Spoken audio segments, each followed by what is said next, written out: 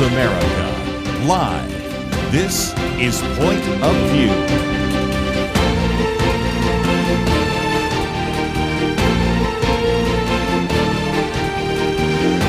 And now, Kerby Anderson. Thank you for joining me. It is the Friday weekend edition. And first of all, I want to thank both Dr. Merrill Matthews and Liberty McCarter for covering while I was out in Florida, actually speaking, which was this last week.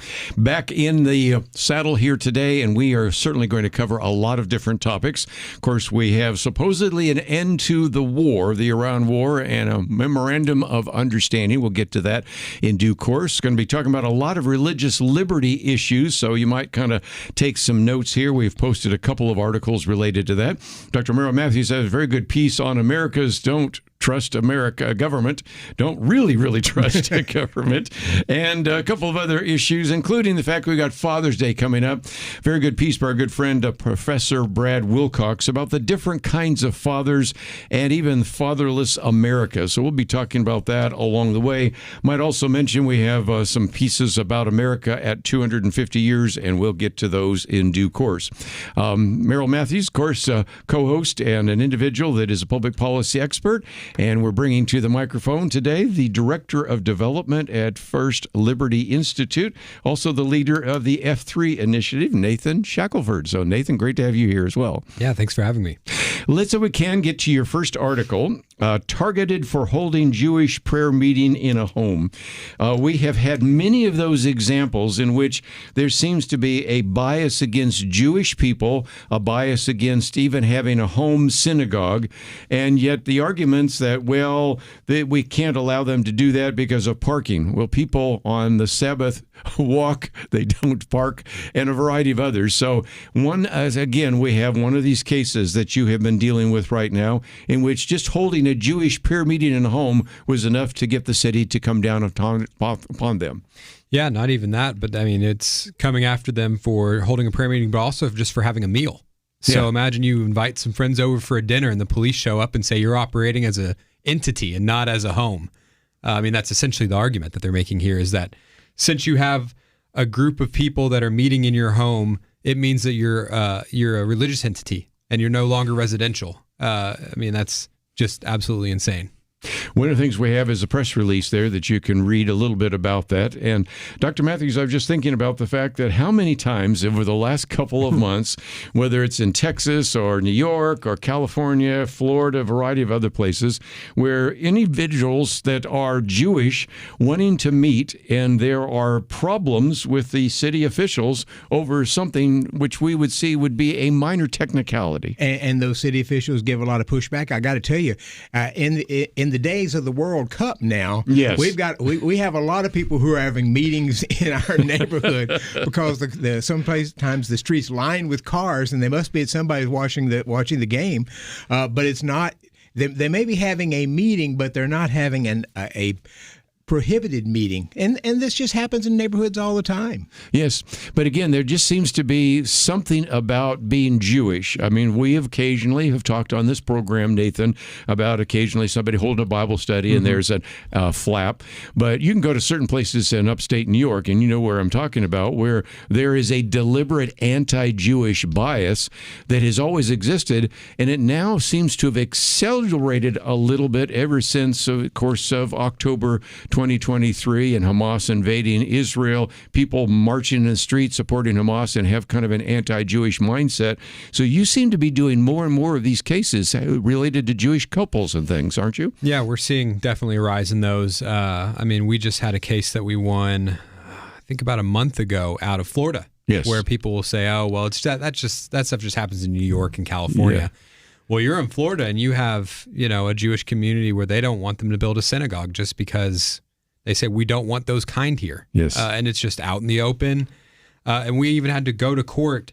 We had to even file a lawsuit to get them to back down. And eventually they settled for and quite paid for a lot of that church as a result, or for the synagogue. But the fact that we had to do that in the first place is just crazy. Yes. Well, I posted that article. Some of the ones I didn't post, but I thought we might talk about it since right now we're thinking of the World Cup, and I've been watching the referees and the umpires and everything like that, and many of us watched, of course, the NBA Finals, but you're dealing with a case in which an NBA ref was actually removed because, interesting enough, he wouldn't take the vaccine, which the players were not supposed to take, or were allowed not to take. And it does seem to me that there's a good example right there in the sports world of which you had one set of rules for one group and one set of rules for a different group. Is that fair? Yeah, absolutely. I mean, this ref had been a ref for over 30 years. COVID vaccine mandate came down. He asked for religious accommodation, strong Catholic, and they doubted the sincerity of his faith and denied the religious accommodation. But then, as you said, the players don't have to have it. So it's vital that the refs have it for safety, health and safety, but the players don't need to have it for health and safety. So you see these things all the time where it just doesn't make sense. And it does seem odd here because if you had a business in which people were constantly in front of other people, say for instance a grocery store where you've got a lot of personal individual contact, you might see the idea behind an employer saying you need to have the vaccine. In soccer or these other games, people Baseball. Are standing they're all over the place. I mean, you've got half a dozen people within 100 yards of each other. They're keeping their 6 feet distance just by nature of the game. Yeah, for sure.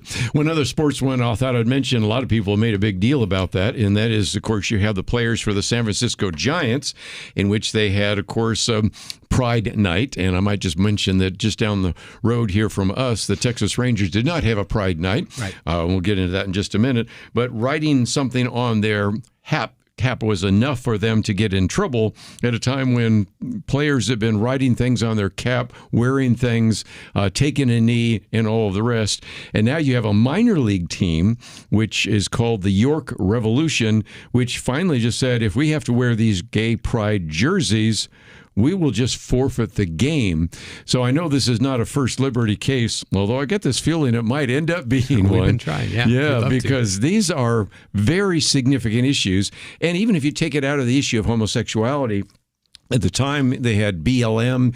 We've had times in which, in order to support breast cancer, you wore pink. Mm-hmm. I mean, there's just a point where I think most of us want to say, let's just play baseball. Let's just play soccer. Let's just play basketball and not get so political. And yet this seems to be another good example of the religious rights of individuals to express themselves or to maybe disagree with what they're forced to wear as something that, as one person said, I think Trump's Religious Liberty Commission is going to have something else to work on. Yeah, I mean, here it's just you can't force someone to wear something that violates their faith as an employee. It doesn't matter the situation. If you're asking them to wear something, you have to give them some way not to do it. And so these players said, well, if you're not going to give us a way to do it, we'll just do this in our own way. So it's just, again, if players want to do their own individuality and express their own things in their cleats or whatever, that's fine. But mandating it from the team or the district level, I mean, you can't do that. Well, we're coming into a break. I want to get into that a little bit more, but we also have another case here that you have been really dealing with, and that is one that is actually written by Paige Rogers. So I wanted to give you that opportunity to talk about that as well. And then we're going to get into some of these other very important issues, not the least of which is, of course, we have a memorandum of understanding, the end of an Iran war. Who benefits? I think you already have some ideas on that. We'll talk about that right after this.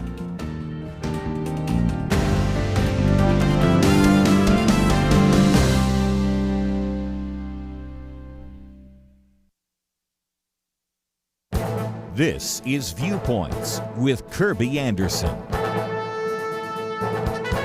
On the last day of the Constitutional Convention, Benjamin Franklin was asked what form of government was being proposed for the United States. His famous reply was, "A republic, madam, if you can keep it." Princeton professor Robert George has some ideas on how to keep our republic. He acknowledges that many presidents have pushed the limits of their power while in office, but he reminds us that as we commemorate the 250th anniversary of the Declaration of Independence, we also celebrate a quarter millennium without an American Caesar or Napoleon. Instead, he focuses on the American people. George Washington observed that the preservation of the sacred fire of liberty and the destiny of the Republican model of government are justly considered deeply, perhaps as finally staked on the experiment entrusted to the hands of the American people.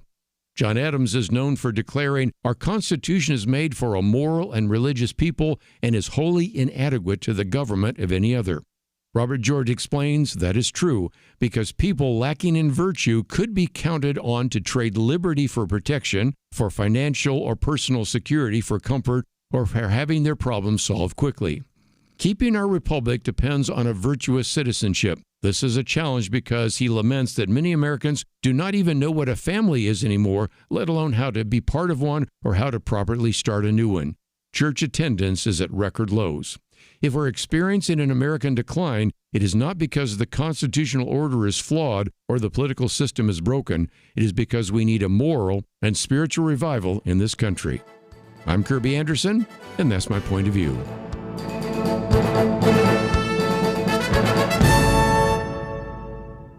Go deeper on topics like you just heard by visiting pointofview.net. That's pointofview.net.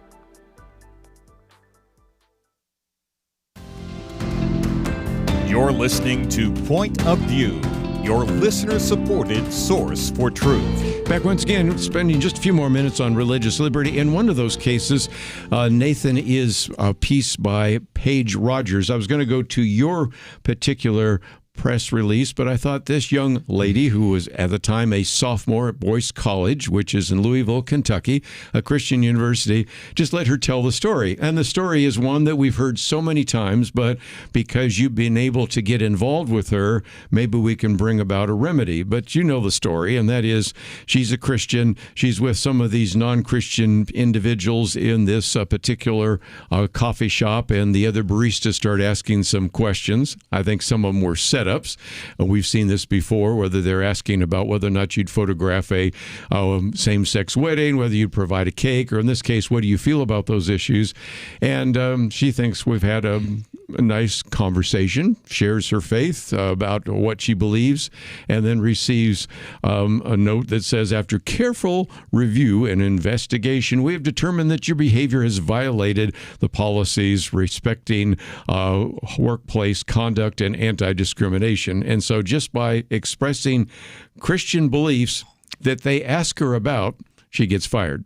You have a case I know out of Alaska Airlines where the airlines were asking flight attendants their particular perspective, and by just giving their answer, they were fired as well. So we have a lot of those workplace kind of stories, don't we? Yeah, absolutely. I mean, that's as you were talking, the Alaskan Airlines one came to my mind. It's just the idea that an employer can say your speech is welcome as long as it agrees with what we want you to believe.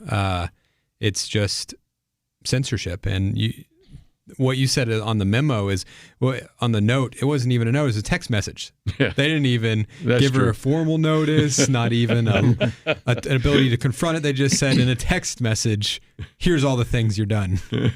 So I find this just so amazing because when you're working with people at close range, and you are, if you go, this wasn't Starbucks, but it's a coffee shop, and there are people running around there, and sometimes you ask people about what they believe or what they're doing or why they're doing something. Sometimes it's, are you going to do something Sunday? No, I'm going to church. Oh, really? You go to church? Where do you go? And tell me, why do you go to church there?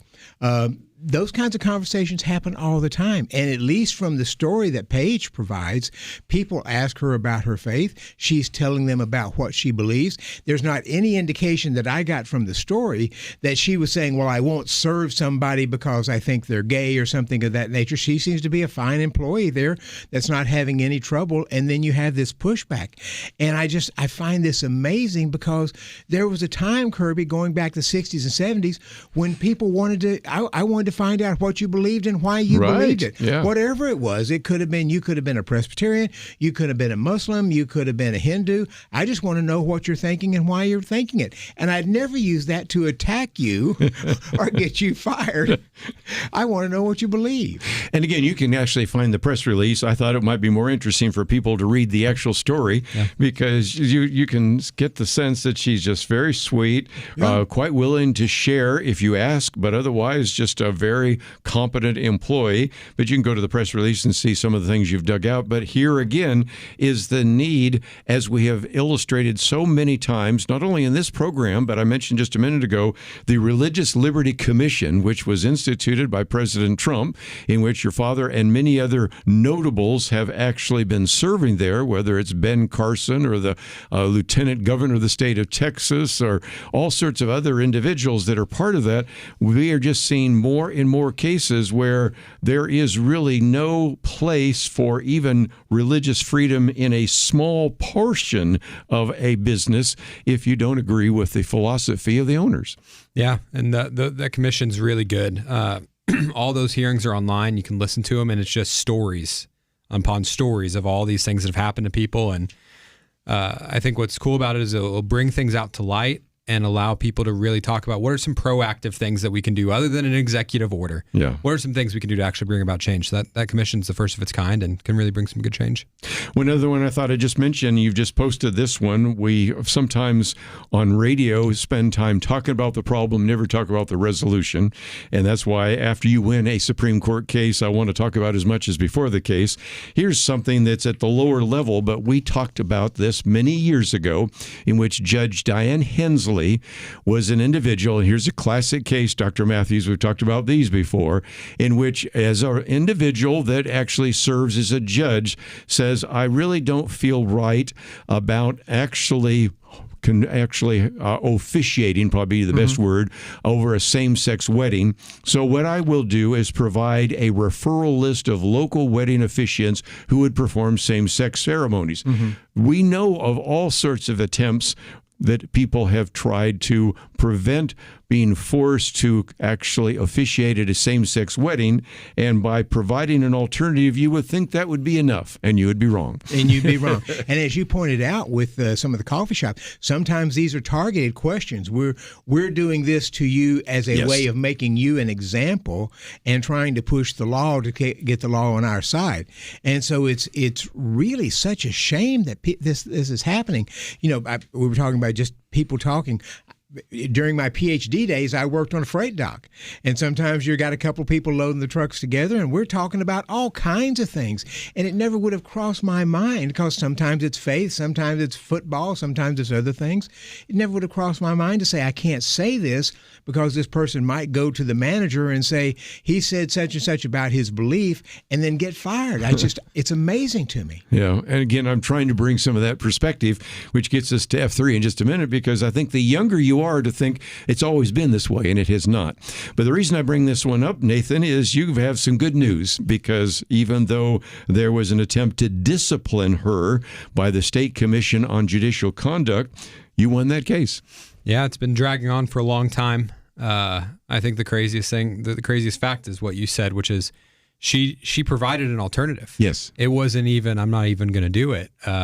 She provided an alternative. But that wasn't enough. And so, yeah, she could have lost her job. And, now we're just trying to finally close that chapter and let her go on to doing what God's called her to do, which is to be a good judge.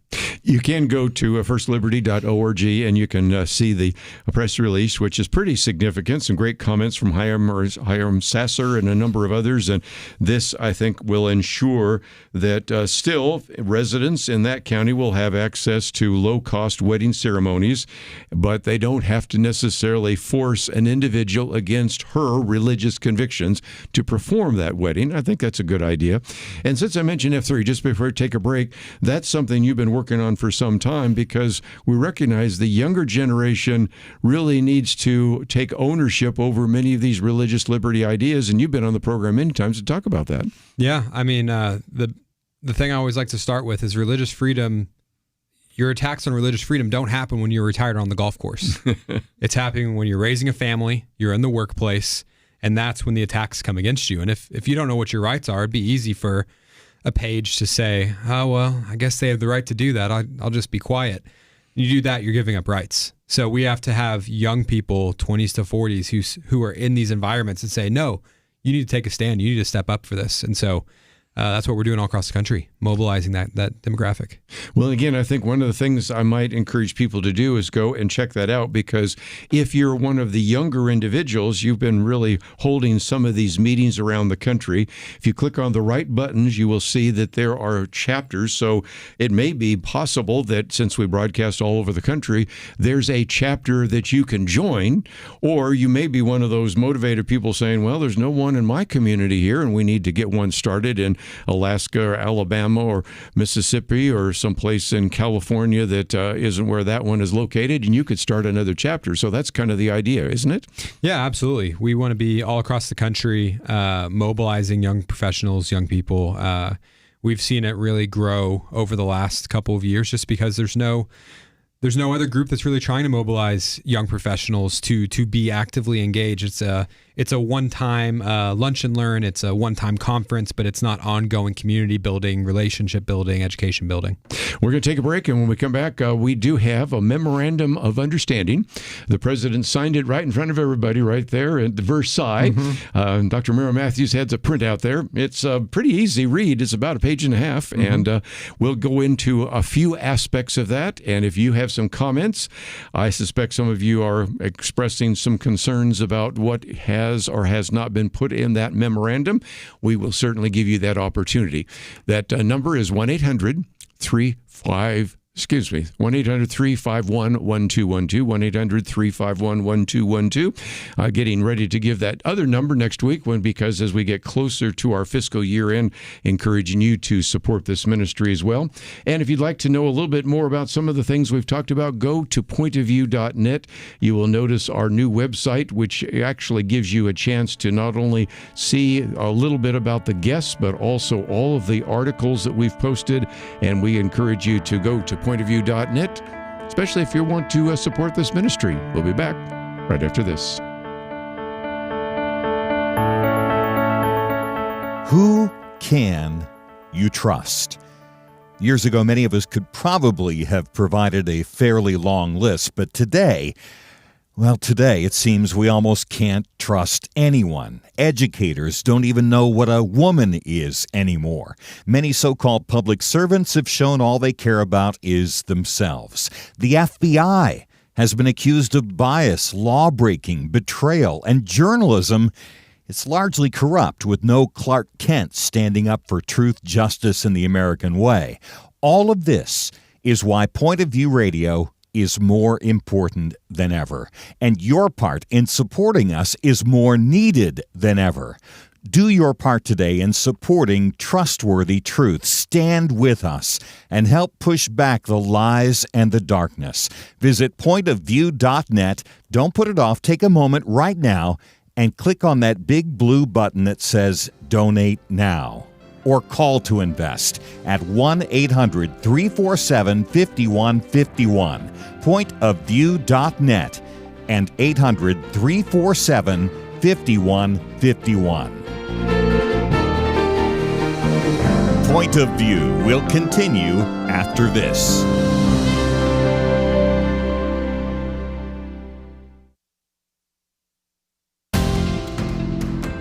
You are listening to Point of View. The opinions expressed on Point of View do not necessarily reflect the views of the management or staff of this station. And now, here again is Kerby Anderson. Back once again, Juneteenth, in case you have not been looking at the calendar here, which is one of the reasons why you've probably gone to the bank and it was closed. You've gone to the post office, it's closed. It's a national holiday. And for many years, I actually tried to explain to our national audience what Juneteenth is. I think they've figured it out by now. It was something we knew in Texas, but it became a national holiday. Merrill Matthews, Nathan Shackelford in studio. And if you'd like to join the conversation, 1-800-351-1212. Talked about religious liberty. Talked about pride. We're going to come back to that later. Penedexter's commentaries about downplaying pride, which is true, but also some of it is still around, as we have talked about. But Dr. Matthews, you have in front of you the Memorandum of Understanding, and this is the attempt to say we're going to stop the war. We won the war, and that's a big question right there. And whether or not there are benefits that come to Iran, whether they act effectively and responsibly or not. We've been told that if Iran does not join the nation of the world of nations and act responsibly, they won't get some benefits. But I'm looking there, it seems like they're getting quite a few benefits. What are your thoughts? They are getting quite a few benefits. And it would be, to be generous, there was a lot of disappointment when people saw the Memorandum of Understanding. And you have a number of Republicans who have gone on the record as expressing their concerns about it, including Senator Wicker, who is the chairman of the Joint Senate Committee over the Joint Powers Committee. Anyway, Foreign Powers Committee. I'm mixing that up. But anyway, you've got a lot of disappointment out there. You've got the president trying to say this is a good deal and that we've won with this.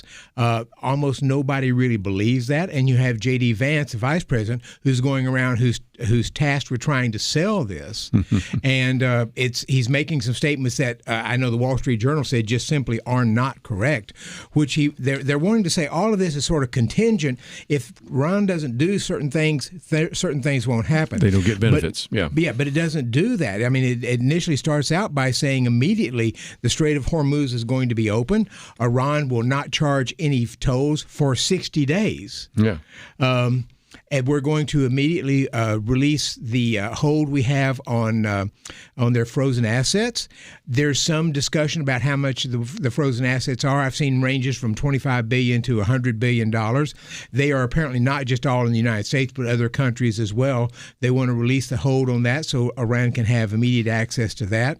We're stopping all war activities, and we're beginning to move our troops out. And some of the things that have just been pointed out is that there's no element in here which says Iran will quit funding Hezbollah, Hamas, or the Houthis. And in fact, there have been reports today that the Hezbollah says Iran is going to start funding them again fairly quickly. That's a problem. Wicker said, we don't even have anything in here that says Iran won't go around saying death to Israel and death to the United States of America anymore. And then, of course, there is the $300 billion, which is supposed to be a sort of development fund that the President Trump has said, I believe he has. Well, he didn't say countries. He said when pressed on this, he said, we've already got half the money. Count me skeptical as saying that's the case. And then they said South America, Africa, the Middle East, Asia, and I think another. But these aren't countries. These aren't businesses. These are continents or regions. South America hasn't pledged any money for this. There may have been some countries, but I'm even skeptical about that right now because Iran is a mess. And if you're a business, do you want to, and they're highlighting the notion that businesses are going to go in and start manufacturing, rebuilding, and other things. But if you're a business, do you want to go into a country that is this corrupt, where the money that goes in there is often controlled either by the Ayatollahs or the IRGC, the Iranian Revolutionary Guard Corps? Is that where you want to put your money?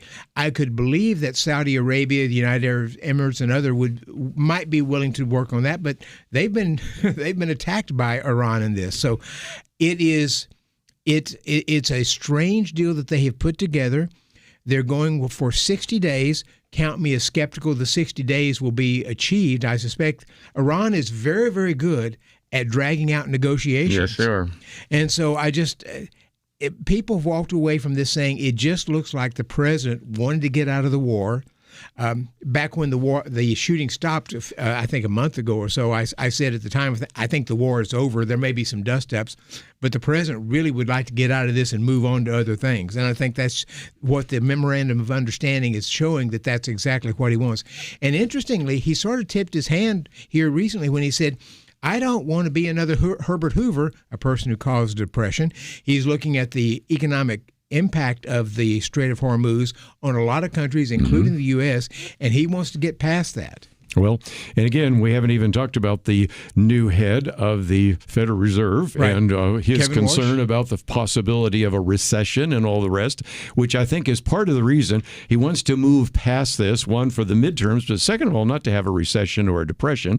And unless you want to think of people that we've had on this program, whether it's Mark Levin, Mike Huckabee, or a variety of others, they've all been very critical of this. So whether you're talking about the current U.S. ambassador to Israel, one of the talk show hosts that we've interviewed, or a variety of others, there are some people that are certainly skeptical.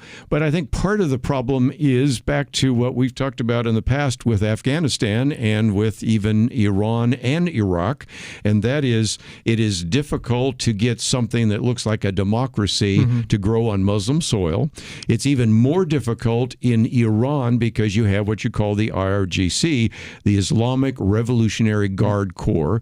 Even if you could remove all of them, you still have this Shiite mindset there in Iran. Many of them are still looking for the return of the 12th Imam, known as the Mahdi, and all of the rest. So there are just too many individuals there that are convinced that they are supposed to implement this worldwide caliphate that put everybody under Sharia law, and it's really difficult to get anything that looks like a democracy there, or even one that isn't belligerent to its next door neighbors. Right. And Iran has, one of the things they're saying is Iran is agreeing not to develop a nuclear weapon, but Iran has always said we're not developing a nuclear weapon. We didn't believe them. Yes. That's why they attacked and bombed some of the sites, enrichment sites, back in was it June of last year, and why they thought they needed to go in again this year. So it's hard to see how this was a win for the United States.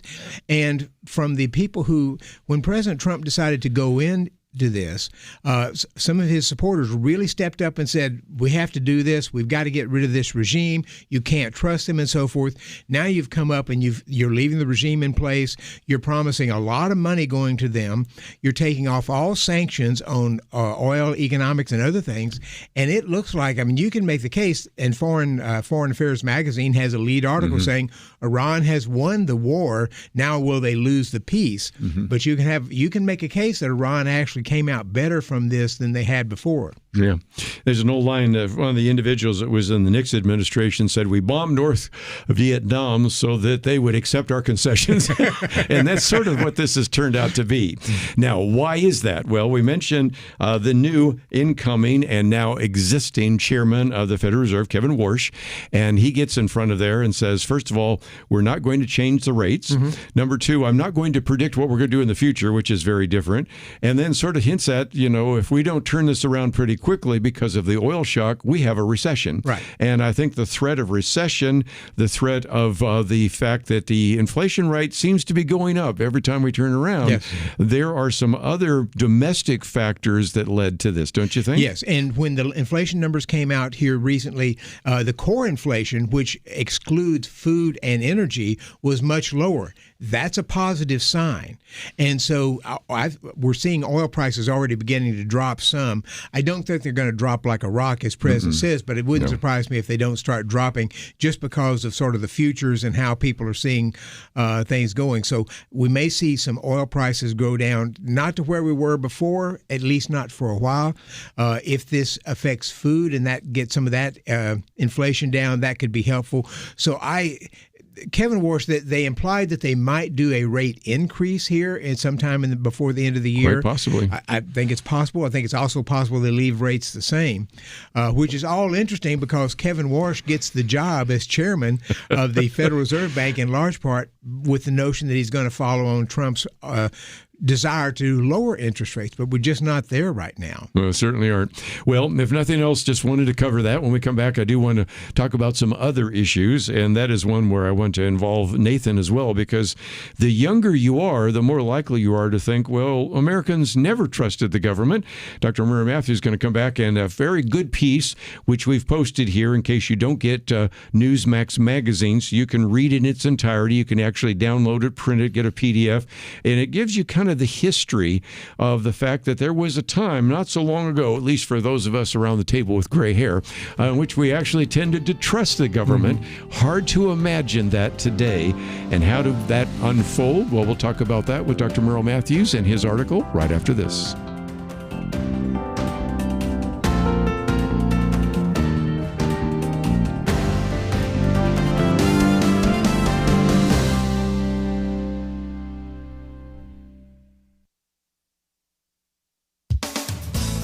Although it's Pride Month, June hasn't seen much LGBT hoopla here in Texas. The Washington Stand reports that throughout the country, such celebrating has been dialed back to a stunning degree. The news publication's Suzanne Bowdy writes that in Tennessee, Arkansas, Indiana, and Oklahoma, leaders are replacing Pride Month with declarations of Nuclear Family Month. Pride celebrations are part of what theologian Carl Trueman describes as the liturgical calendar of this present age. Gay pride is destructive because it elevates LGBT desires over the needs of children. 11 years ago, during Pride Month, the U.S. Supreme Court issued its ruling in Obergefell v. Hodges, extending same-sex marriage to every state. In the 5 years following the decision, public support for gay marriage rose from 60 to 70%. Then it plateaued. Democrats still back gay marriage at 87%, but Gallup polling shows that among Republicans, approval of same-sex marriage stands at 37%, down from 55% 4 years ago. The opinion in Obergefell, written by Justice Anthony Kennedy, emphasized the good of marriage to a society, describing it as a keystone of our social order and essential to our most profound hopes and aspirations. Advocates argued that allowing same-sex marriage would strengthen marriage, but the hoped-for revival of marriage has not materialized. The pre-Obergefell decline in marriage continues. In redefining marriage to meet the needs of homosexuals, societies seem to ignore that children really need to be in homes with their biological moms and dads. More Americans are connecting those dots, but wokeness persists, especially in blue states. In New York, state legislators are considering new child custody and parental laws in which the term mother is replaced with gestating parent and father with non-gestating parent. Suzanne Bowdy points out that in at least 11 states, legislators have introduced bills to roll back same-sex marriage. Marriage was God's creation for human flourishing. To redefine it is prideful.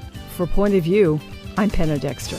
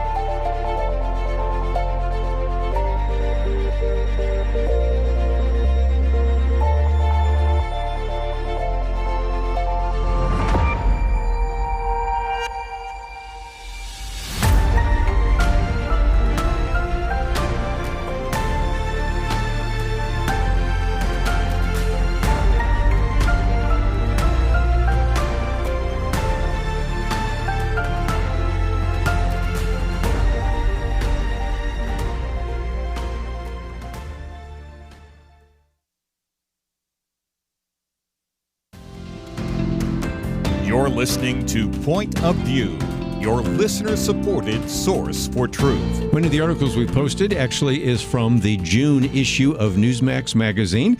You don't have to subscribe to it because we actually have a very good PDF so you can read it in its entirety. Written by Dr. Merrill Matthews. And Nathan, if nothing else, I wanted to have this piece because it's helpful for our younger listeners, and you certainly have been addressing them through your F3 outreach to help them understand there was a time in which we really did trust the government. There was a time in which we had a lot more religious freedom, and we need to get back to some of that, don't we? Yeah. I mean, we grew up. I've never remembered a time where I've looked back and had a lot of trust, and I think any trust that that my generation had left after COVID, pretty much. So I Yes. think we're about as skeptical as you can get right now. Well, give us a history lesson here, Merrill Matthews. Well, Yeah. before people start trusting the government, you have to have a government you can trust. Well, that's true. And, And, that's we can solve that in the next election or two, too. Right, and I think it was Gallup that did the poll, and we have that graph in the piece, so if people download it, they can see the graph. But in 1964, 77% of the public trusted the government. As of just, I guess last year, it was 26% of Republicans and 9% of Democrats trusted the government. But what's interesting about the graph, if people go and look at it, you'll see it's a general trend down, but there are places where it moves up. During Ronald Reagan's time, Yes. the graph moves up to maybe 10 percentage points or so. It drops back down in the early 1990s. Then it begins moving up once Clinton loses the election in 94 and the House becomes Republican and the Senate becomes Republican. You start seeing this. You've got a divided government, and it starts moving up significantly. Then after that, it starts going back down. Under the first Trump administration, you actually have a slight uptick, and then with Biden coming in, it goes down, and it's continued to go down. So it's only capturing a little bit of the Trump administration, the second Trump administration, but it's an interesting look to see how people have just moved away from trusting the government over these years. Again, the title is Americans Really, Really Don't Trust Their Government. But again, just to go back for just a few minutes, one of those high points was when in 1964 you had two things contradicting each other, sort of. First of all, you had the 1964 Civil Rights Act. You had Lyndon Johnson. They had just, of course, had Camelot, and, of course, John F. Kennedy, of course, was assassinated. But you had a number of things that were sort of positive in the 60s. At the same time, the development of the Vietnam War, which by the time of the late 1960s, Lyndon Johnson didn't even decide to run for re-election because of that. So in some respects, you do see some high points. You did mention Ronald Reagan. And the other one I thought was kind of interesting is in the 1990s, a lot of people say, well, people really had a lot of trust for government because Bill Clinton was in office. No, they really weren't trusting him. What they were trusting is the divided government. You had Newt Gingrich, who was the Speaker of the House. You had, of course, Bill Clinton. But you also had the closest time we've had in recent history of a balanced budget. Right. And so in some respects, people began to trust government. And back to your point, if you want to trust government, first of all, we got to live within our means. We haven't balanced a budget in a long, long time. Number two, we have to get the right individuals that have some level of integrity and a great deal of transparency in government, right? Yeah, things were going well. Back in the late 1990s, I had friends who ran businesses that couldn't hire people because the unemployment rate was so low. Yes. And so many people had jobs. You had a booming tech section right then. We ended up having the dot-com bust, but you had a booming tech section right then. And because you had that divided government, Bill Clinton would come out and say, the era of big government is over. Remember that? I do. And when he did that, he started working with Republicans. They passed welfare reform. They passed a number of things, the HIPAA legislation and other things. So they were able to get a number of things done, for better or worse. And people seemed like it looked like the government was working again. Yes. Well, Nathan, let me come back to you, because I think one of the times where you see that drop is COVID.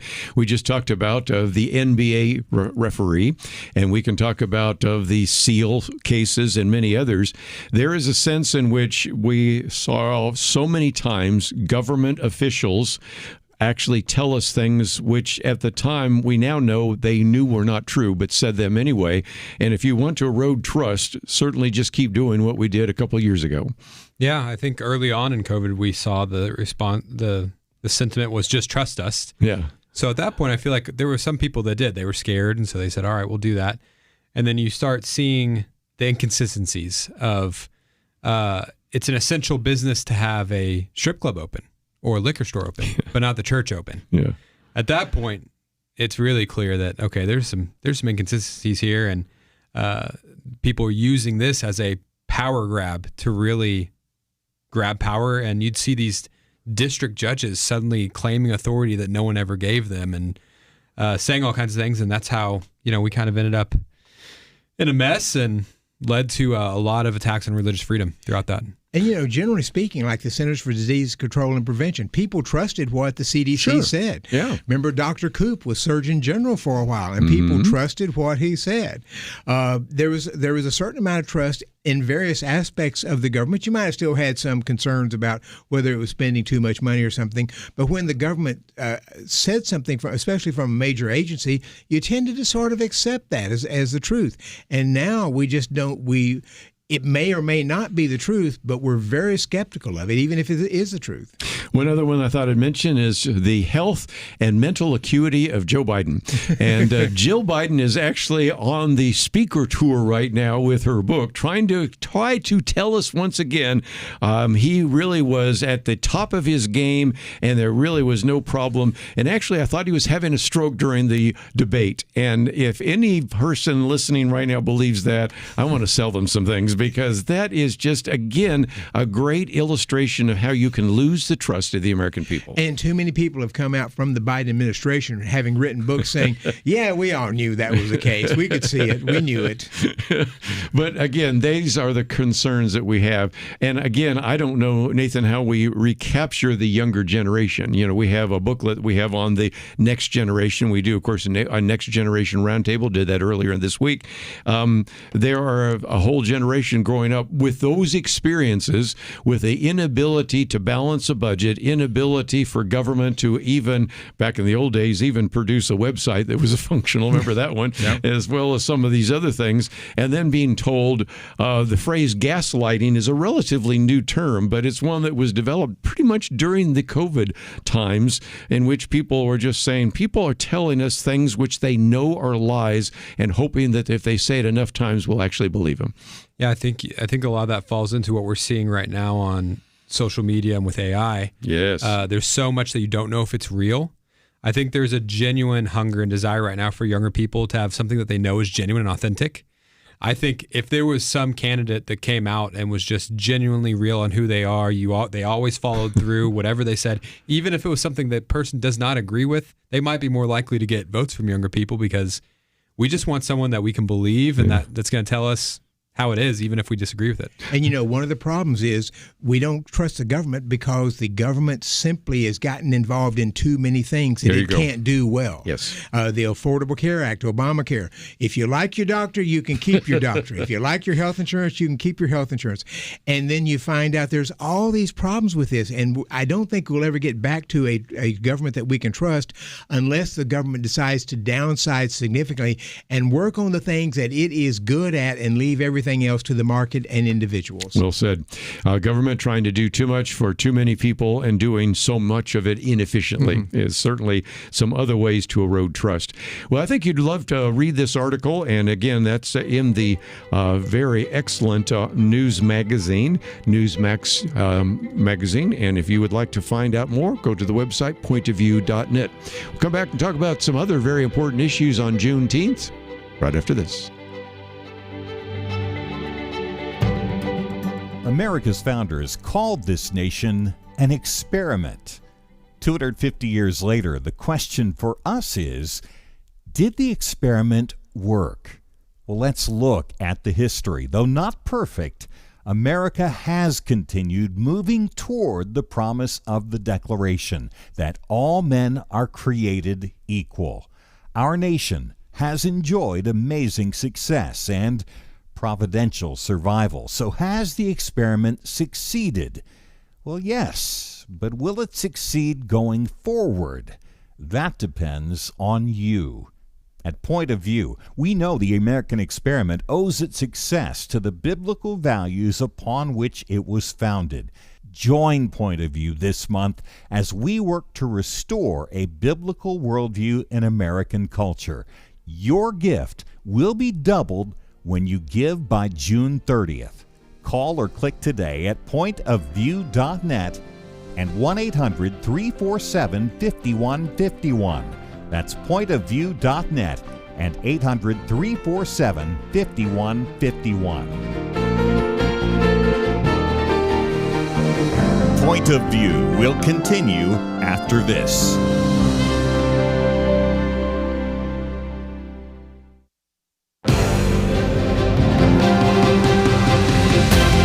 Across across America. Live, this is Point of View.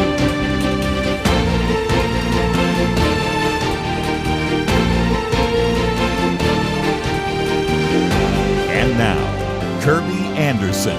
Second hour today, going to spend some time talking about Seeing America and Seeing America's presidential libraries, a number of things like that. Might just hold this up. This is the July issue of the Outlook, which has to do with understanding America's Christian heritage. A number of people, Nathan, that you work with are actually authors in here, including, of course, Liberty and myself and others, Jerry Newcomb as well, and certainly a number of people that have been helping us understand that. We have William Federer in there and Mark David Hall and a variety of other people that I can mention just very quickly, because in one of these articles gets into some very important issues. Tim Gagline, I might mention his as well. And so I just thought that since it is Juneteenth and we have the opening today of Barack Obama's presidential library, and then I thought we'd also mention a piece that has written by one of the writers there for National Review about Seeing America. We just might talk about that for a few minutes. First of all, if you've seen the library for Barack Obama, it is unusual looking. I think it looks like something out of Star Wars, but I'll leave it at that. It is something where he spends a fair amount of time criticizing the president, and that is so unusual because I have been around over the years when there was George W. Bush opening his library. It's just all sorts of very nice things being said about previous presidents, bringing even previous presidents there to open the library. This was, I think, very, very different.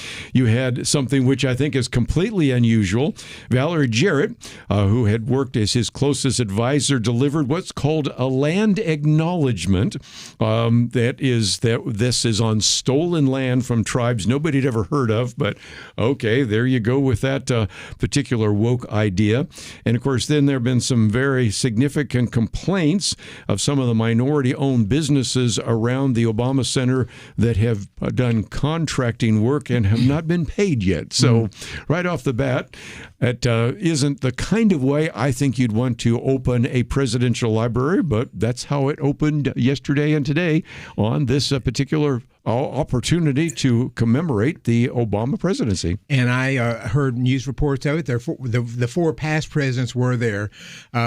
Donald Trump was not invited. They made it very clear he was not invited. Yes. But you had my understanding, it was more like a party. You had Bruce Springsteen there singing and doing other things, and of course Michelle Obama gave a speech. Barack Obama gave a speech. But it is an odd looking building in the area, and they did not include the papers. His papers are staying in Maryland, so you can see digital copies, but you can't actually get copies of the paper.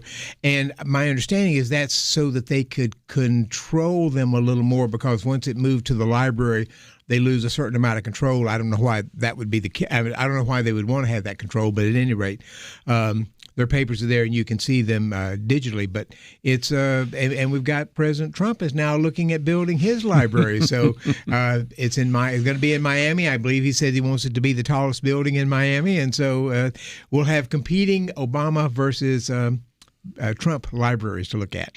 While we're talking about presidential libraries, I don't know if you guys have been in any, but I've been to most of them. And if you go to California, you've got the Nixon Library, probably the best, the Reagan Library out in Simi Valley. And so those are very good. A while ago off air, we were talking about Gerald Ford. And of course, that one's up in Grand Rapids. Been to that one. Of course, right here in the Dallas area, you have George W. Bush. A little bit further down, you have Lyndon Johnson. Even further down, you have George Herbert Walker Bush. Those are just a few off the top of my head. And of course, then if you move east, I have been to the Bill Clinton Library as well, which is another odd-looking structure. But nevertheless, it is interesting to go into a place like Richard Nixon, who almost was impeached, or Bill Clinton, who was impeached, to see how they handle some of those kinds of issues. Yeah, yes, and most of the presidential libraries are, I'm going to use the term unpretentious looking. They're kind of stately looking, but they're not over the top. Barack Obama's big, tall building it does not look like a normal presidential library structure. And of course, Ronald Reagan's is very nice as well, but it does have a 727 in there.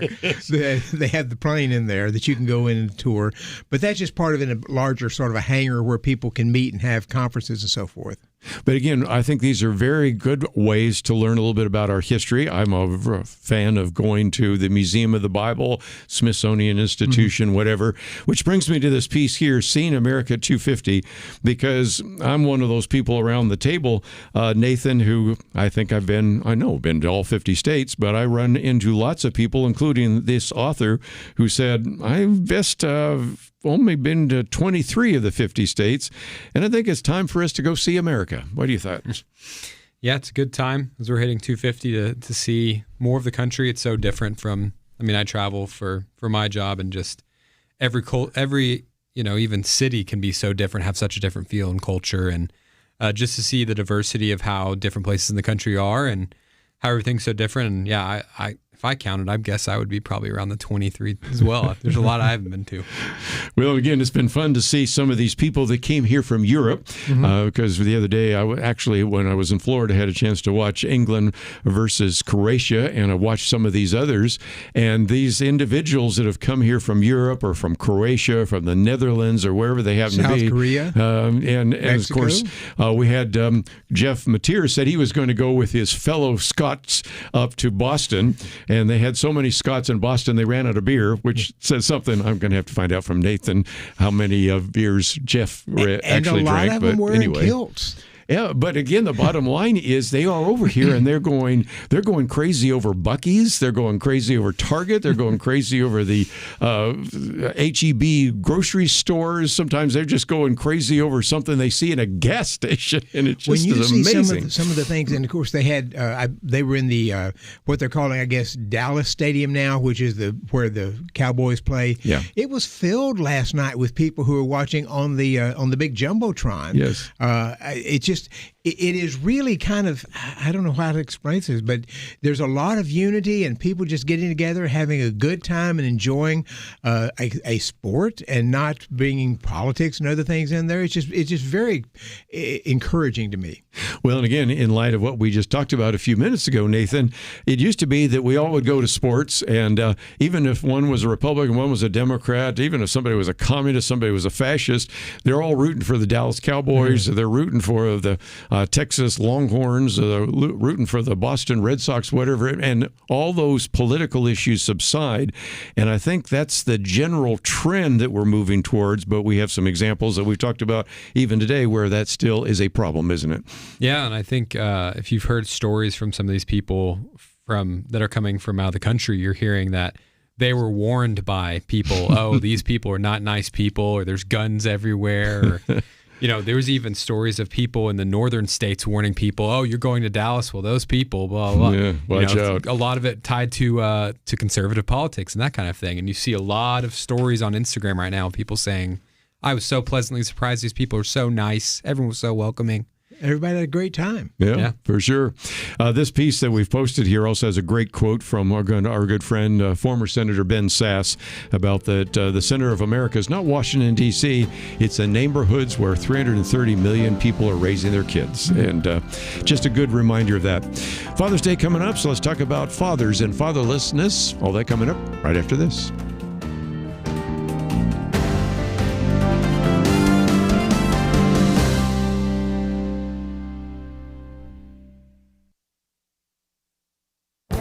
This is Viewpoints with Kerby Anderson. On the last day of the Constitutional Convention, Benjamin Franklin was asked what form of government was being proposed for the United States. His famous reply was, "A republic, madam, if you can keep it." Princeton professor Robert George has some ideas on how to keep our republic. He acknowledges that many presidents have pushed the limits of their power while in office, but he reminds us that as we commemorate the 250th anniversary of the Declaration of Independence, we also celebrate a quarter millennium without an American Caesar or Napoleon. Instead, he focuses on the American people. George Washington observed that the preservation of the sacred fire of liberty and the destiny of the Republican model of government are justly considered deeply, perhaps as finally staked on the experiment entrusted to the hands of the American people. John Adams is known for declaring, "Our Constitution is made for a moral and religious people and is wholly inadequate to the government of any other."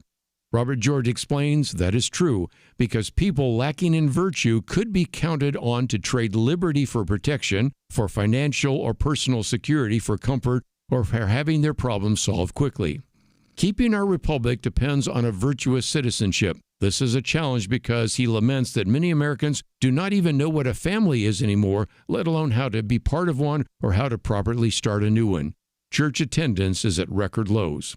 If we're experiencing an American decline, it is not because the constitutional order is flawed or the political system is broken. It is because we need a moral and spiritual revival in this country. I'm Kerby Anderson, and that's my point of view.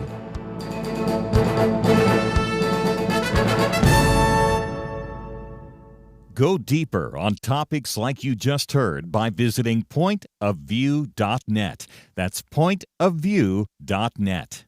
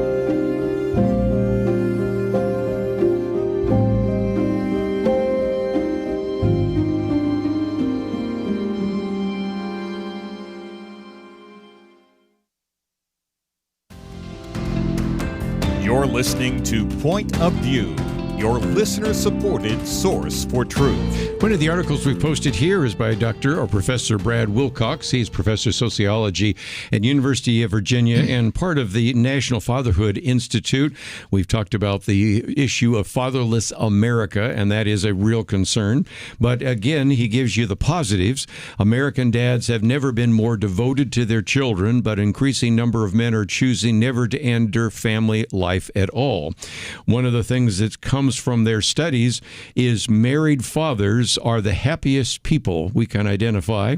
Married, childless, next, unmarried fathers, unmarried, childless, much further down the list. And so in some respects, being a father is important. All three of us are fathers. You're a relatively recent father, aren't you? Yes. And two of us are grandfathers, but it does, again, change things.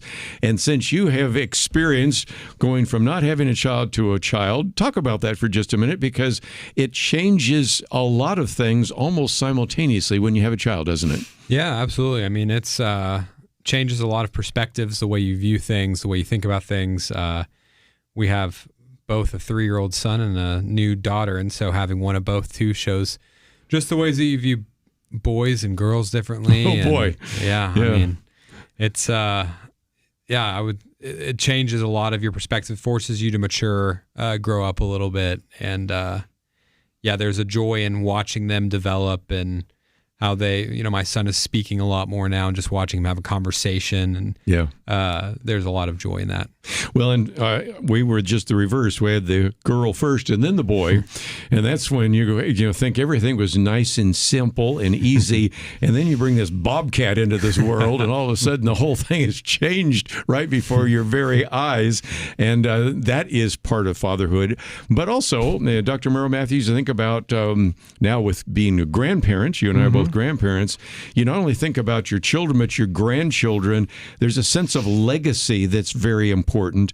And so Brad Wilcox and all sorts of other people, Blankenhorn and others that have written about fatherless America, point out that families are good. We need more of them. At a time when we have declining fertility, we need to encourage people to meet the right person, get married, then have children, and have a sense of continuity with our community community, and those are individuals that make the best citizens, I found. They absolutely are. If generally speaking, in the welfare world, if you want to stop poverty and welfare, people need to get married, have kids, and stay in a stable relationship, and that those people are very small percentage of those people are actually on welfare because they've managed to get one or two incomes, they've got a stable household, and they're able to make progress and move forward with things.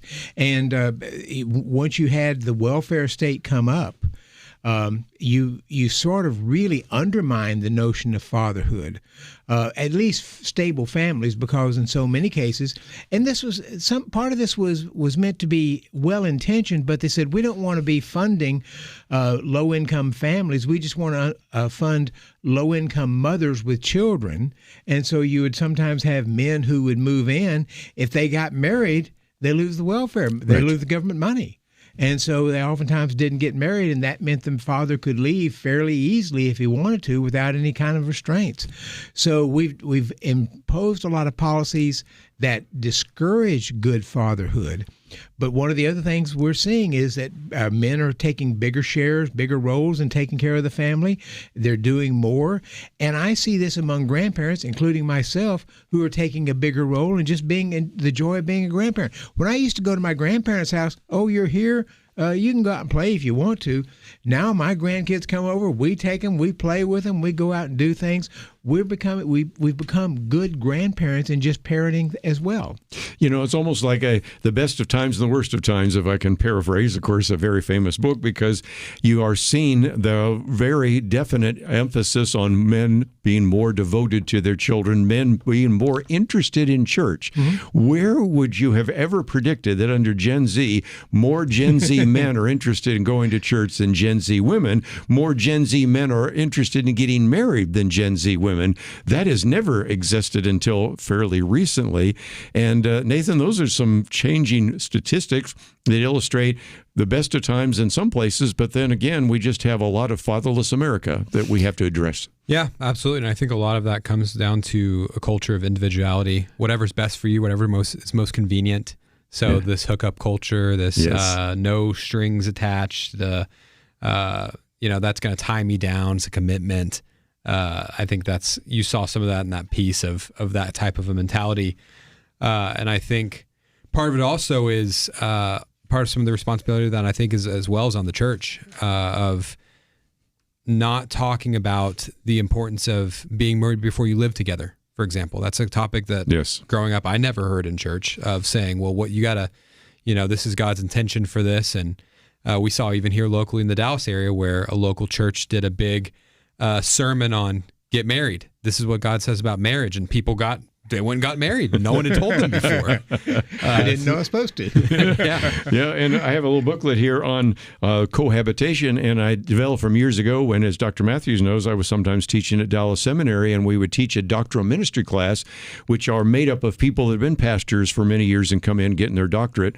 And what they were saying when we got to that topic is, I'm having many of the people in my congregation saying, okay, I know the Bible says we're supposed to get married, but are there any other reasons to do so? Why can't we live together before marriage? After all, you wouldn't buy a pair of shoes without trying them on. You wouldn't buy a car without a test drive. And I said, well, that's because all sorts of people, whether it's at Rutgers University, University of Virginia, I'm quoting now Brad Wilcox and others, have all shown that if you live together before getting married, you increase your likelihood of getting divorced by an additional 50%. Mm-hmm. There's some real problems that come from that. And so whether you look at the biblical arguments or just the secular arguments, that's the case. And Dr. Matthews, you mentioned just in passing, a lot of what has caused fatherlessness was well-intentioned. Mm-hmm.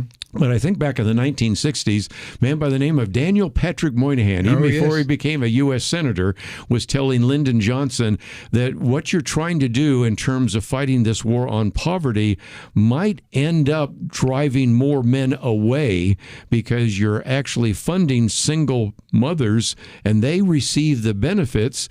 And if there's a man hanging around who's married, well, then they lose those benefits. Right. And that's created part of our problem, hasn't it? It absolutely has created part of the problem. And, of course, the birth control pill has added to that. So there's several aspects to it. And ironically now, I mean, you mentioned the Gen Z men who are more interested in being devoted fathers. At the same time, we're seeing Gen Z women who are more interested in getting careers, getting college educations, getting professional degrees, moving into the STEM sciences, moving into medicine and other things, which takes an awful lot of time and a bigger commitment, and it is harder for them to be able to be the devoted mothers that they would maybe wanted to be or would like to have been, just because of their new job opportunities that they have. One other thing that relates to politics for just a minute, if you look at one of the charts here, and again, I encourage people to print this out, married fatherhood by political views. If you're a conservative, you're more likely to be married, more likely to be in a family, more likely to have children. If you're a liberal, less likely to get married. Even if you are married, less likely to have children. And that has created a very significant fertility gap. That is, conservative families have more conservative kids, because if you grow up in a conservative family, you're more likely to be conservative than the liberals. And that fertility gap has played its way out over time. Now, the one thing that works against that is when you send them off to university, that's a liberal-making phenomenon. But nevertheless, this is a substantial fertility gap between conservatives and liberals, because some of our listeners, when we talk about the fact that we have a declining fertility rate, they say, not in our church, we don't. We have it busting at the seams in terms of all the young couples that have children.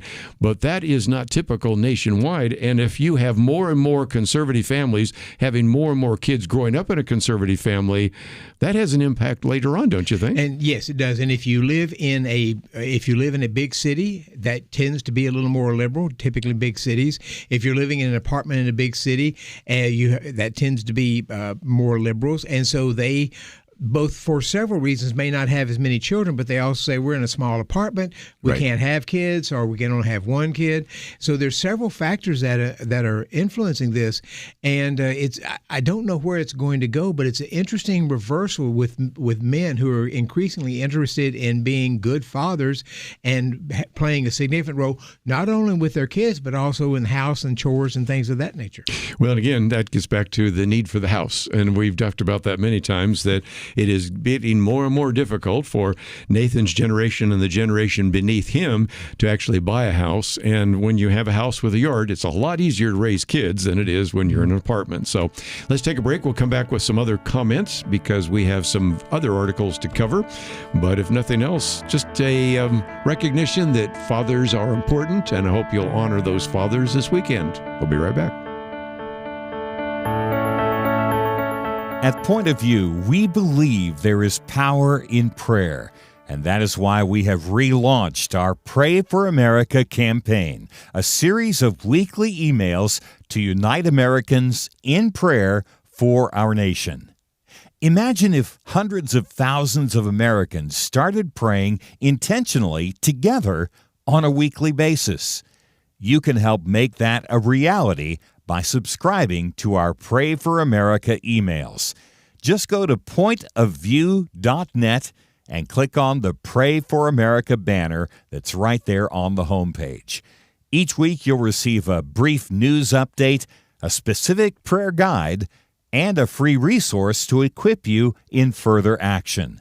We encourage you to not only pray with us each week, but to share these prayers and the resources with others in your life.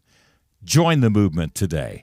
Visit pointofview.net and click on the banner Pray for America right there at the top. That's pointofview.net. Let's pray together for God to make a difference in our land.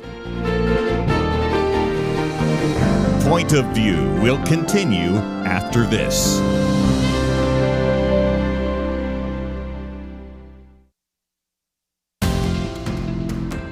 You are listening to Point of View.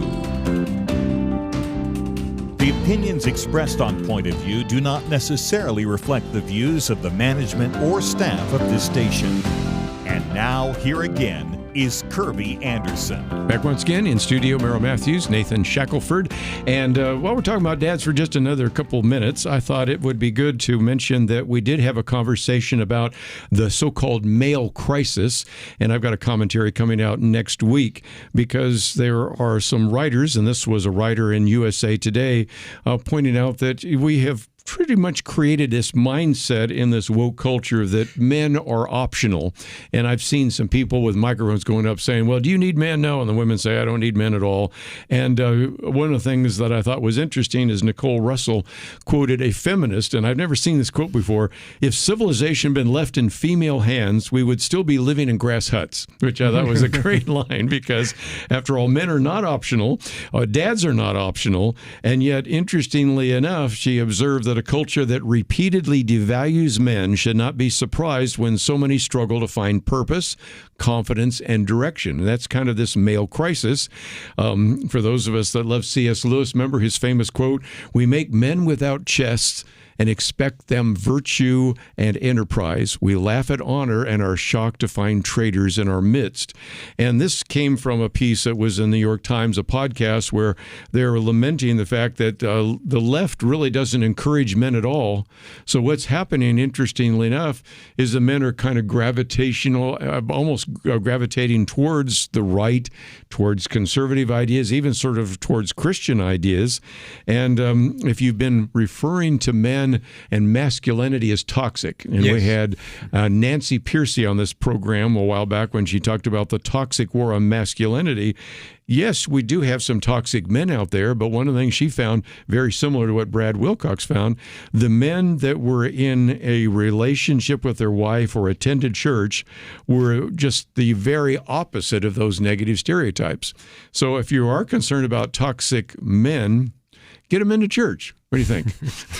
Yeah, I think that we saw really when you were talking earlier about men going more into church, that happened as a response. A lot of it was to Charlie's assassination. Yes, that's very true. There was the Charlie Kirk effect. There's a lot of times where men see something like that and go, all right, it's time for us to step up. And I think that's why you saw some of that trend. I had friends in my life that weren't really believers texted me and said, you'll be happy to know I'm going to church. Yes. And I think it's that thing in men to want to stand up and when they see that to respond. So I think that's where we've seen some of that from. You know, on Tuesday I had Seth Trout on. He's an author about his book, Authentic Masculinity. And he goes through both the virtues of males and the roles that males play. And it was a very interesting discussion because talking about authentic masculinity, where the biblical role, humility, discernment, other things, those play an important role in the life of a man. And we've been hearing so much about toxic masculinity. It was nice to hear something about what an authentic man should be. Right. And again, I just think this is something that pastors, if they're even listening right now, might want to think about mentioning in their sermon, because so often if we have Mother's Day, we just talk about how we love our mothers and everything. And then when it's Father's Day, we usually let them have it. And I think that is the case. Let's take some phone calls along the way, and we'll go to Alaska, KJMP, and Elmer. I think you want to talk about families and homes. Go ahead. Yeah, I've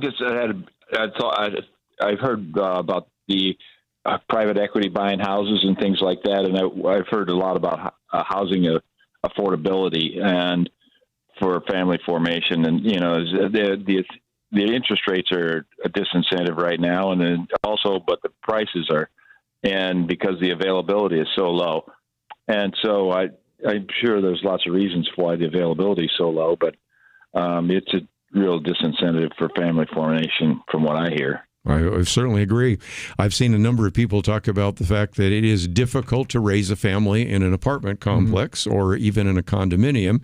And the image that we have of making housing available for everyone, that didn't turn out so well in the 2020s, in particular 2008 and that kind of stuff. But nevertheless, I think there needs to be some things, and the administration's been figuring out if they can do some things to lower the price of housing houses.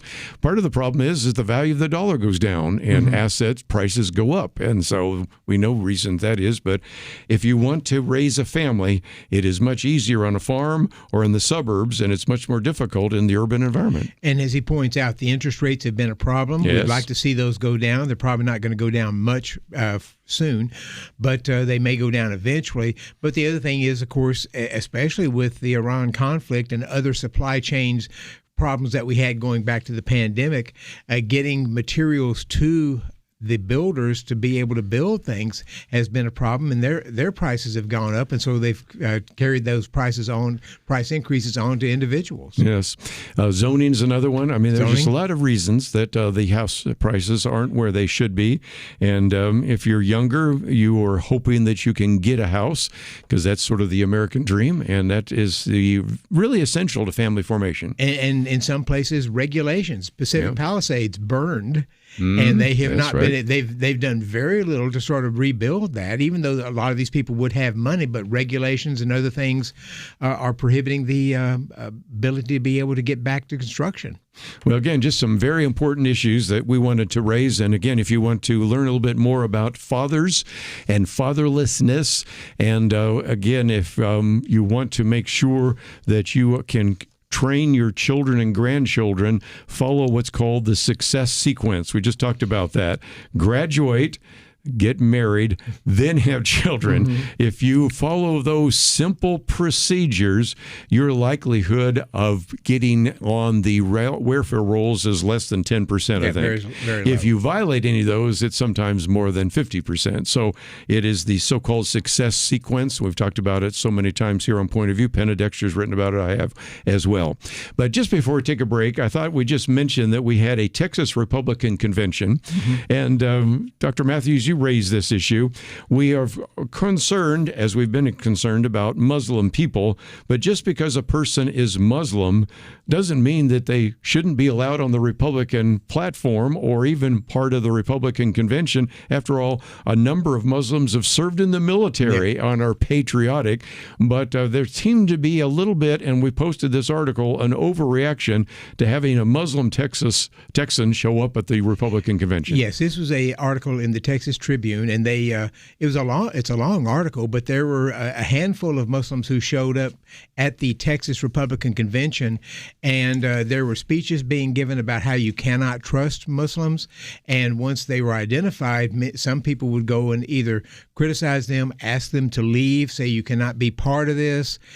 Some arguing that they need to leave the country. I think there was one woman there with hijab on, and it's just, if you come, and this is just generally speaking, if you come as a patriotic American who loves freedom, free markets, and other things, then and you want to be part of the Republican Party, I think you ought to have the role of being a part of the Republican Party. I know there were Muslims in the Bush administration, some of them I worked with, and others that I've known that are just good, loyal Americans.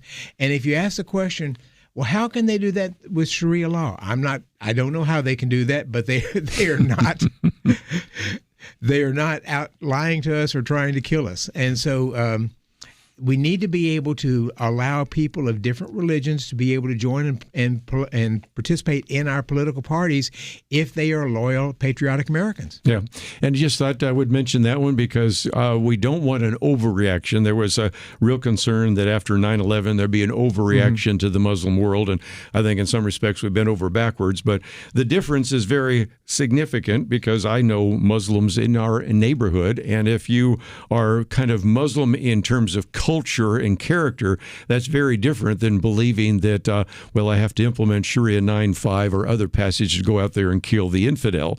And so how you relate to the Quran, how you relate to the Constitution are really important. And I've actually noticed in my neighborhood, my wife and I walk twice a day, I went down this one street, the only people on that street that had a flag, one was actually a woman we've known for some time from Venezuela, very thrilled about about the fact that she can live in this country, has a flag out there and also a Trump bumper sticker as well.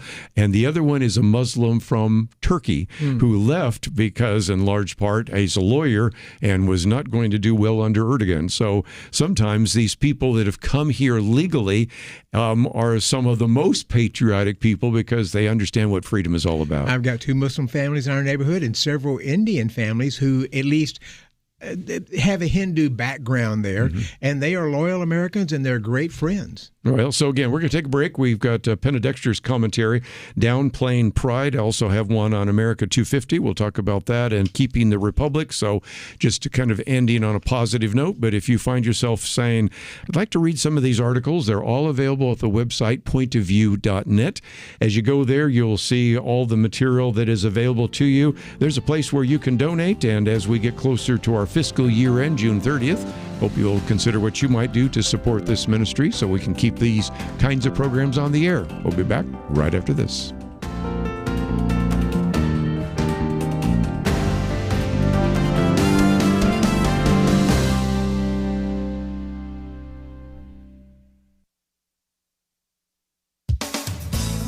Although it's Pride Month, June hasn't seen much LGBT hoopla here in Texas. The Washington Stand reports that throughout the country, such celebrating has been dialed back to a stunning degree. The news publication's Suzanne Bowdy writes that in Tennessee, Arkansas, Indiana, and Oklahoma, leaders are replacing Pride Month with declarations of Nuclear Family Month. Pride celebrations are part of what theologian Carl Trueman describes as the liturgical calendar of this present age. Gay pride is destructive because it elevates LGBT desires over the needs of children. 11 years ago, during Pride Month, the U.S. Supreme Court issued its ruling in Obergefell v. Hodges, extending same-sex marriage to every state. In the 5 years following the decision, public support for gay marriage rose from 60 to 70%. Then it plateaued. Democrats still back gay marriage at 87%, but Gallup polling shows that among Republicans, approval of same-sex marriage stands at 37%, down from 55% 4 years ago. The opinion in Obergefell, written by Justice Anthony Kennedy, emphasized the good of marriage to a society, describing it as a keystone of our social order and essential to our most profound hopes and aspirations. Advocates argued that allowing same-sex marriage would strengthen marriage, but the hoped-for revival of marriage has not materialized. The pre-Obergefell decline in marriage continues. In redefining marriage to meet the needs of homosexuals, society seemed to ignore that children really need to be in homes with their biological moms and dads. More Americans are connecting those dots, but wokeness persists, especially in blue states. In New York, state legislators are considering new child custody and parental laws in which the term mother is replaced with gestating parent and father with non-gestating parent. Suzanne Bowdy points out that in at least 11 states, legislators have introduced bills to roll back same-sex marriage. Marriage was God's creation for human flourishing. To redefine it is prideful. For Point of View, I'm Penna Dexter.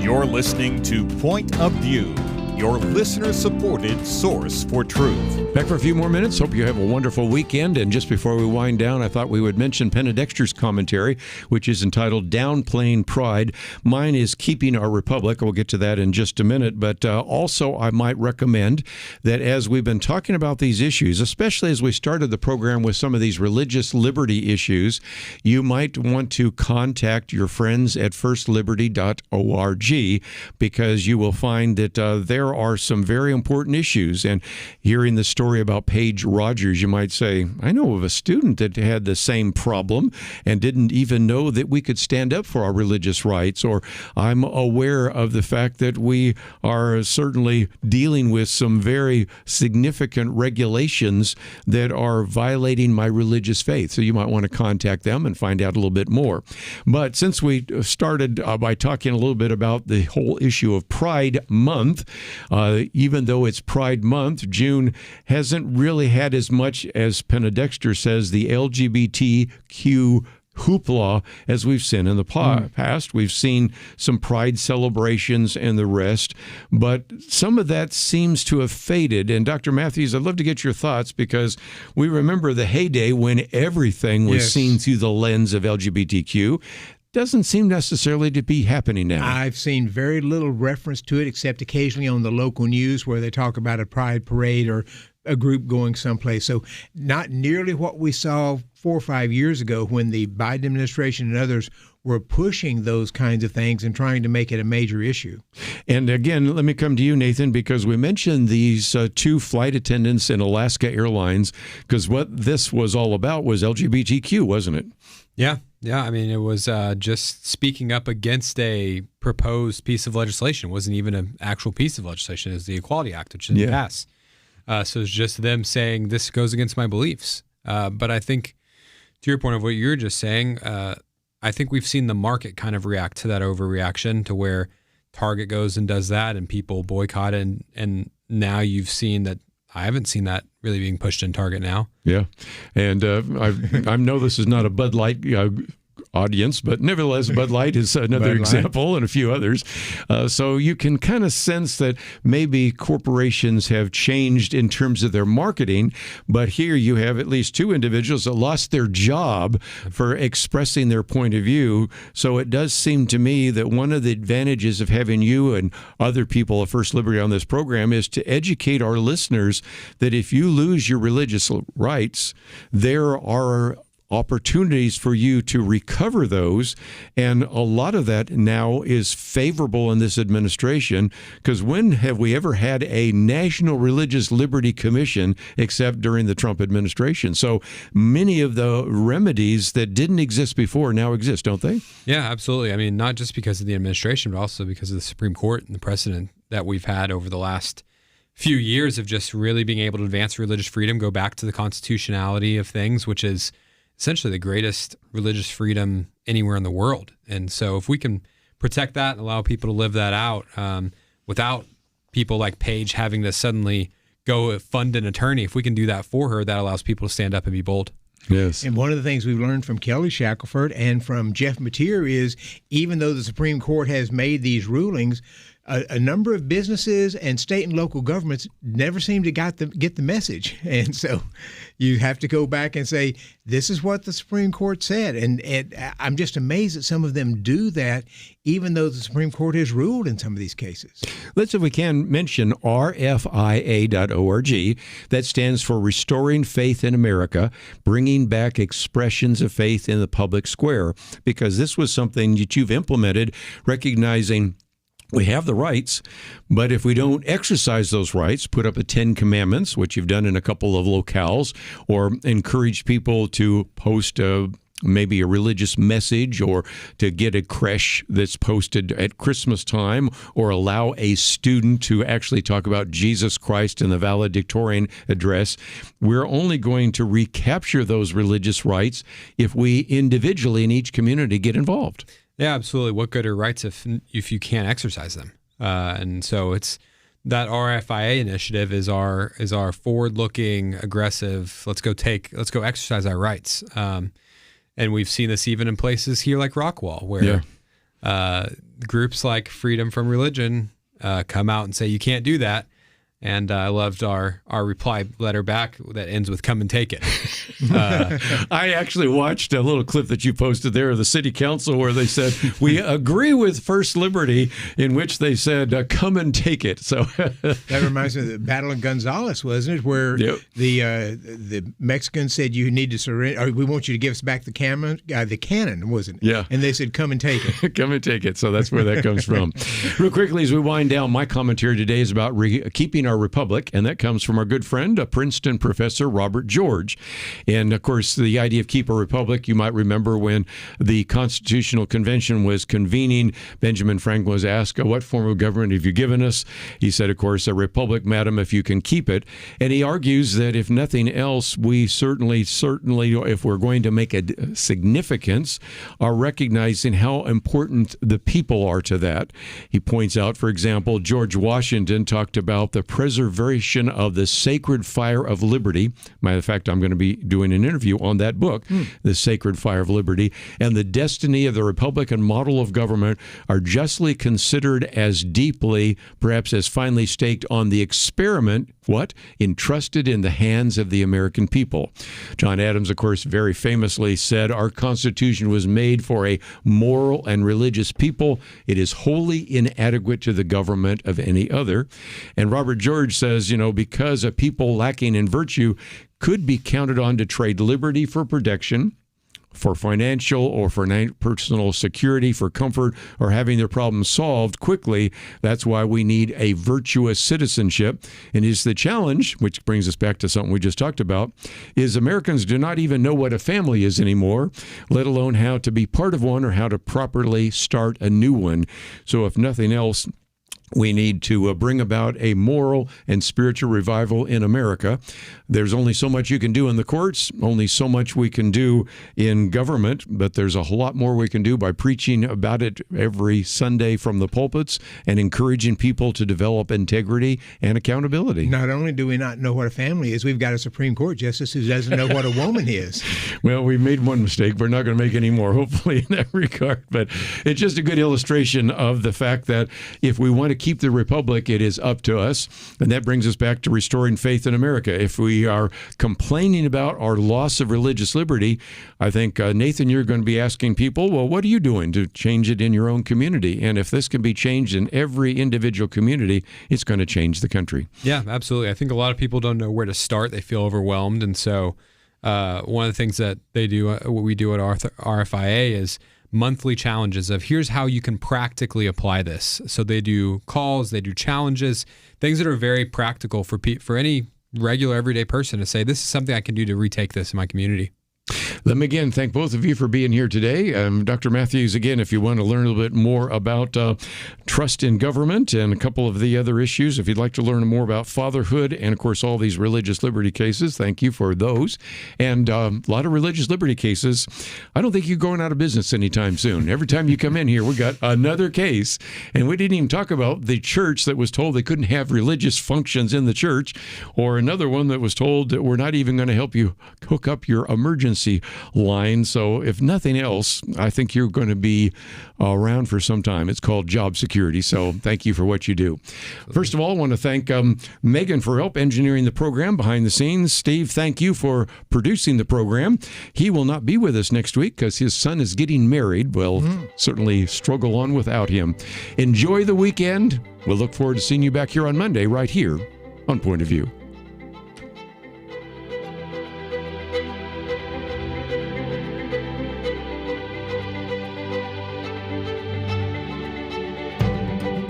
America's founders called this nation an experiment. 250 years later, the question for us is, did the experiment work? Well, let's look at the history. Though not perfect, America has continued moving toward the promise of the Declaration that all men are created equal. Our nation has enjoyed amazing success and providential survival. So has the experiment succeeded? Well, yes, but will it succeed going forward? That depends on you. At Point of View, we know the American experiment owes its success to the biblical values upon which it was founded. Join Point of View this month as we work to restore a biblical worldview in American culture. Your gift will be doubled when you give by June 30th. Call or click today at pointofview.net and 1-800-347-5151. That's pointofview.net and 800-347-5151.